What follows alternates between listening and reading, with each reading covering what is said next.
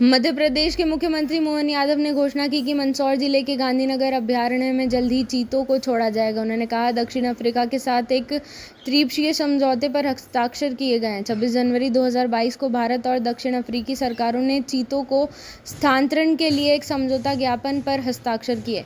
MOU के अनुसार चीतों की आबादी की बहाली भारत के लिए एक प्राथमिकता है और इसके महत्वपूर्ण और दूरगामी संरक्षण परिणाम होंगे, जिसका उद्देश्य भारत में उनकी ऐतिहासिक सीमा के भीतर चीतों की कार्यात्मक भूमिका को फिर से स्थापित करना और स्थानीय समुदायों को आजीविका और अर्थव्यवस्था में सुधार करना सहित कई पारिस्थितिक उद्देश्यों को प्राप्त करना होगा। जम्मू कश्मीर के बारामूला जिले के सोपोर इलाके में हुए विस्फोट में 4 लोगों की मौत हो गई। यह विस्फोट शेर कॉलोनी में एक स्क्रैप डीलर की दुकान के अंदर हुआ, जब कुछ लोग ट्रक से स्क्रैप उतार रहे थे।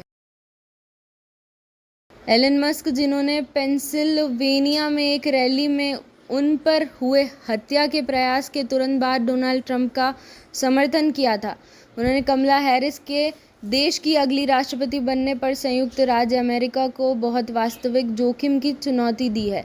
अमेरिकी उपराष्ट्रपति ने कट्टर आलोचक मस्क ने राष्ट्रपति जो बाइडेन के दौड़ से बाहर होने के बाद राष्ट्रपति पद के लिए अपनी बोली की घोषणा के बाद से हैरिस पर अपने हमले को नया रूप दिया है।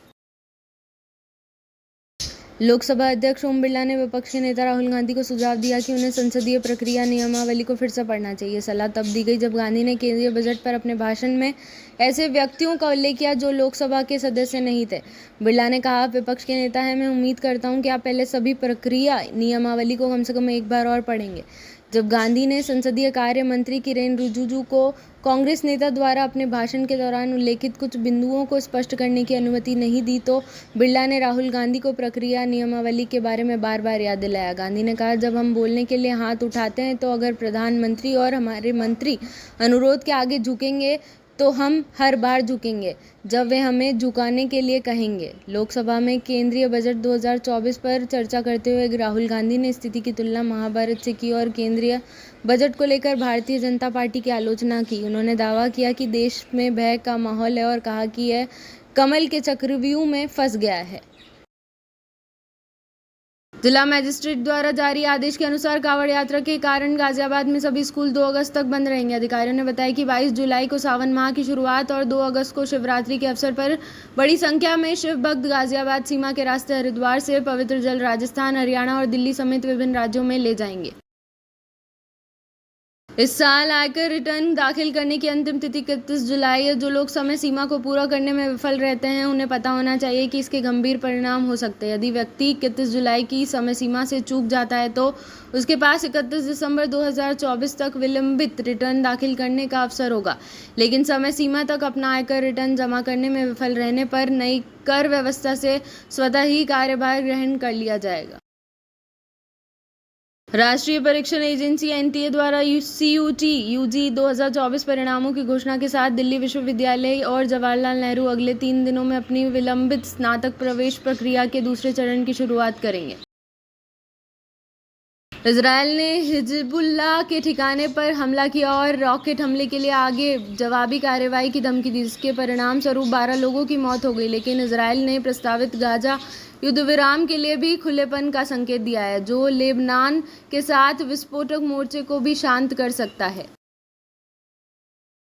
दिल्ली उच्च न्यायालय ने आबकारी नीति मामले से जुड़े सीबीआई मामले में मुख्यमंत्री अरविंद केजरीवाल की नियमित जमानत याचिका पर अपना आदेश सुरक्षित रख लिया है। वरिष्ठ अधिवक्ता डॉक्टर अभिषेक मनु सिंघवी ने सीबीआई की इस दलील का विरोध किया कि केजरीवाल को जमानत के लिए निचली अदालत का रुख करना चाहिए। सीबीआई की ओर से पेश अधिवक्ता डीपी सिंह ने अदालत को बताया कि उन्होंने निचली अदालत में अरविंद केजरीवाल के खिलाफ आरोप पत्र दाखिल कर दिया है। हालांकि अभिषेक मनु सिंह ने दलील दी कि सिर्फ आरोप पत्र दाखिल करने से केजरीवाल नियमित जमानत के हकदार नहीं हो जाते।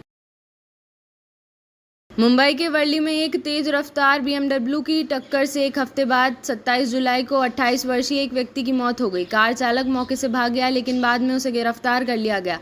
यह घटना शहर के वर्ली इलाके में 20 जुलाई को हुई थी। विपक्ष के नेता राहुल गांधी ने केंद्रीय बजट 2024 पर निचले सदन को संबोधित किया। 8वीं लोकसभा के पहले बजट सत्र का पहला दिन संसद में शुरू हुआ। इस बीच उच्च सदन में दिल्ली के कोचिंग संस्थान में छात्रों की दुखद मौत पर चर्चा हुई। सत्र में 16 बैठकें होनी है और 12 अगस्त को समाप्त होने की संभावना है। वित्त मंत्री निर्मला सीतारमण ने 23 जुलाई को वित्त वर्ष 2024-25 के लिए अपना 7वां लगातार बजट पेश किया और पूर्व प्रधानमंत्री मोरारजी देसाई का रिकॉर्ड तोड़ दिया। जून में दोबारा चुने जाने के बाद से भाजपा के नेतृत्व वाली एनडीए सरकार का यह पहला बजट था। कांग्रेस ने वित्त मंत्री निर्मला सीतारमण द्वारा पेश किए गए केंद्रीय बजट में विपक्ष शासित राज्यों के साथ भेदभाव का आरोप लगाया और कहा है कि उनके भाषण में केवल 2 राज्यों के लिए परियोजनाओं का उल्लेख किया गया है। प्रशासन द्वारा ये कार्यवाही छात्रों के बढ़ते दबाव के बाद की गई है, जो सरकार से न्याय की मांग कर रहे हैं और अवैध रूप से इस्तेमाल किए जा रहे बेसमेंट के खिलाफ कार्यवाही कर रहे हैं। राव के आईएएस कोचिंग सेंटर में कम से कम 30 छात्र जिसमें 12 से 14 को बचा लिया गया और अस्पताल ले जाया गया, जबकि अन्य भागने में सफल रहे। हालांकि बाढ़ वाले बेसमेंट में फंसने के कारण 3 छात्रों की मौत हो गई। यह घटना शनिवार शाम 6 बजे हुई, जब कोचिंग सेंटर के बेसमेंट में बारिश का पानी भर गया। पुलिस और अग्निशमन विभाग के अधिकारियों को शाम करीब 7 बजे सूचना मिली। बेसमेंट से तुरंत पानी बाहर निकाला गया, लेकिन एनडीआरएफ की टीम को बुलाना पड़ा क्योंकि बचाव दल को छात्रों तक पहुंचने के लिए गोताखोरों की ज़रूरत थी। भारत में सीमेंट क्षेत्र में युद्ध की रेखाएं खींची जा रही हैं, क्योंकि गौतम अडानी के विस्तार अभियान ने साथी अरबपति कुमार मंगलम बिरला की अल्ट्राटेक सीमेंट लिमिटेड के साथ क्षमता निर्माण और परिसंपत्तियों को हथियाने की होड़ शुरू कर दी है। दिग्गजों के बीच टकराव और भी बढ़ने की संभावना है, क्योंकि आमिर खान ने दिग्गज भारत के बुनियादी ढांचे में उछाल को बनाए रखने के लिए महत्वपूर्ण निर्माण सामग्री की आपूर्ति पर अपना दबदबा बनाना चाहते हैं। अडानी की महत्वाकांक्षी कंपनी और सेक्टर की अग्रणी अल्ट्राटेक ने 2 साल से भी कम समय में 6 दोसे किए हैं, जिसमें बिरला की सीमेंट निर्माता कंपनी ने रविवार को एक प्रतिष्ठित क्षेत्रीय खिलाड़ी को नियंत्रित करने के लिए 7वें सौदे की घोषणा की। कम से कम आधा दर्जन छोटी प्रतिद्वंदी अभी भी प्रतिस्पर्धा में हैं।